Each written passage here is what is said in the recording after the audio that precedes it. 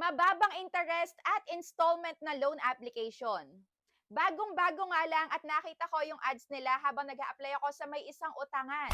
Pagka nag-loan daw ng 10,000 pesos, 12 months to pay at ang pinakakabuoang babayaran lang ay 11,400.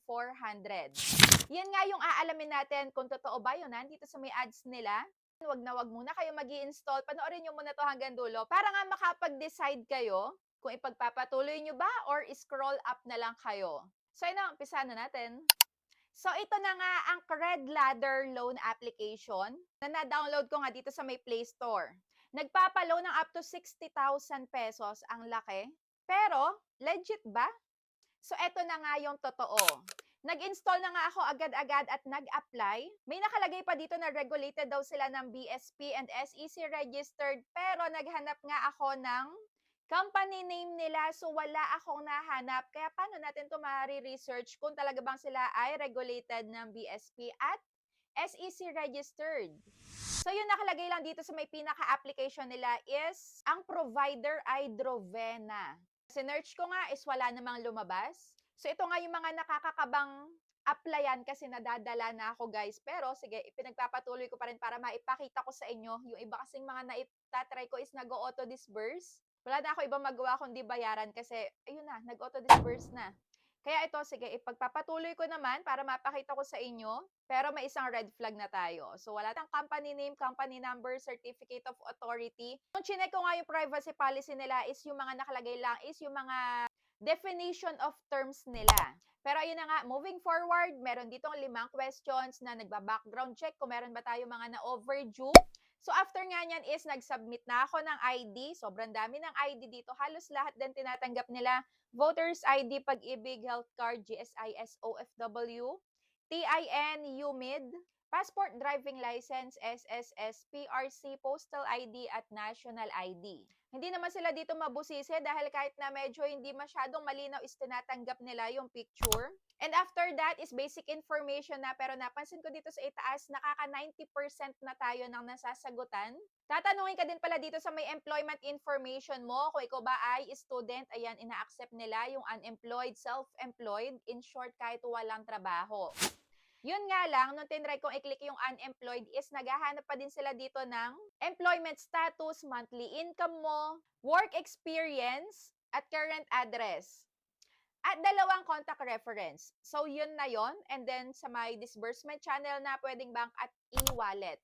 And authentication successful na. So, eto talaga. Eto, nakikita ko na siya dati pa. Meron na akong mga ganitong style na na-review na halos same. So, credit limit has been activated na. So, you have obtained the credit limit and can now request a loan on the main page. So, nakita nyo guys, nabasa nyo, pwede na daw mag-request ng loan. Pero nung kinlik ko na nga to, the loan application has been submitted na agad-agad. O diba? Kaya sabi ko sa inyo, nakakadala. Wag muna kayo mga nag-i-install ng mga bagong loan apps dahil baka mabigla kayo. Nasa GCash account nyo na pala itong i-disburse na hindi nyo alam kung magkano. So dito, meron daw akong na-request na agad na isang product at yung total amount is 2,000 pesos. So pagka doon na-approve na nila is automatically matatransferred na dito sa my account. Doon sa may GCash na inilink natin. As detailed in the contract. And wala ditong ipinapakitang contract bago mag-confirm kanina. Kaya wala tayo ditong malinaw na idea kung magkano ba yung matatanggap, buo ba? And after ko ngang i-confirm is eto na yung lumabas. Nagpaparate na sila ng, ayan, 5 stars daw dito sa may Play Store. At eto yung wag na wag nyong gagawin. Para nga hindi lalong ma-confuse yung mga bago magtatry na makakakita ng ads nila. Sige, mataas yung ratings na to. Mukhang legit. Sige, mag-go ako. Kaya hanggat hindi nyo napapatunayan na nakatulong sa inyo, huwag kayong magpa 5 star. So, nung chinek ko na nga yung order, eto na yung lumabas. Sabi ko na nga ba, quick pesa na naman. Kung makikita nyo sa may mga nire-review ko dito, madalas kong nababanggit yung quick pesa, pero iba yung pangalan sa may loan application. I-download natin sa Play Store. So, etong quick pesa, laging lumalabas sa loob na. After mo makapag-submit ng mga requirements, ng mga information. So, yung amount due nga ay 2,000 pesos and under review na. Pero nung pagkabalik ko nga sa pinaka-homepage nila, ay ayan, napagod na naman daw ulit. Ayan, your loan limit has been exhausted. So for the reject, easy to apply, pero super fast rejection na naman ang nangyayari dito. So cred ladder, dahil marami tayong red flag na nakita, at ang may sasuggest ko sa inyo ngayon, wag muna kayong mag-try hanggat hindi malinaw ang lahat. Dahil unang-una nga, dito sa may pinaka-Play Store, pagka isinearch mo yung name na to, ng loan application na to is hindi mo siya makikita na parang utangan talaga siya. So dito is chine-check nga yung credit score. Para daw malaman mo yung credit score mo, ayan, mag-download ka daw. Pero yung nasa loob is utangan naman. O di ba? So nakakalito talaga. Kaya kung baguhan pa lang kayo, nako, mai-stress kayo agad. So, eto nga yung mga ratings and reviews nila at nagbasa-basa nga ako and iisa lang yung mga sinasabi nila.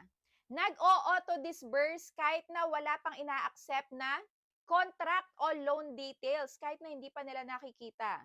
So, false ads nga daw yung mga ipinapakita nila dahil sabi, iche-check lang yung credit score pero after daw ma-provide yung personal information, after mag-sign up, mag-login is, bigla na lang i-release yung loan. O, di ba? So, not registered dito sa may SEC and yes, wala naman kasi talaga tayo nakitang company name and certificate of authority nila. At naghanap nga ako kung magkano ba talaga yung matatanggap dito. So, eto na ang sagot. So, na-approve daw siya sa may 6,000 pesos pero 3,000 pesos lang yung na-disburse sa kanya. O, di ba? Kalahati yung kaltas. So, hindi niya daw alam kung saan daw napunta yung nakaltas na yon. At kailan ba talaga yung bayaran? So, may nakita din ako dito na nag-review at sabi niya, incredibly high interest rates and severe repayment periods as short as 7 days. So, ayan, malinaw na malinaw, 7 days lang. Meron daw harassment and shaming, aggressive yung mga collectors, may text blast, at public shaming on social media even before the due date. So yan yung pinakamahalaga na dapat ay chine-check nyo muna bago kayo mag-apply. Yung mga ganitong negative na possible na ma-experience nyo once na kayo ay ma-overdue at pag malapit na yung bayaran. So dito, nagpapasalamat naman ako at na-reject. At mahalaga, nakita nyo din kung ano ba yung loan application na to, legit ba or hindi. So kayo, ano yung masasabi nyo dito sa Make Red Ladder loan application? Comment down below. So bago tayo mag-end, share ko muna sa inyo itong Linen Mist antibacterial home fragrance. So ito nga yung pinampapabango ko dito sa may kwarto, sa may CR sa sala. Alcohol-based formula, pet-friendly, at fabric safe. So ito, amoy Okada and 1 liter, sobrang laki. At ito naman, 500 ml. So ito, amoy bulaklak na super bango at ito, amoy kape. Sobrang bango na to guys. So nandyan yung link sa may gilid. Bye!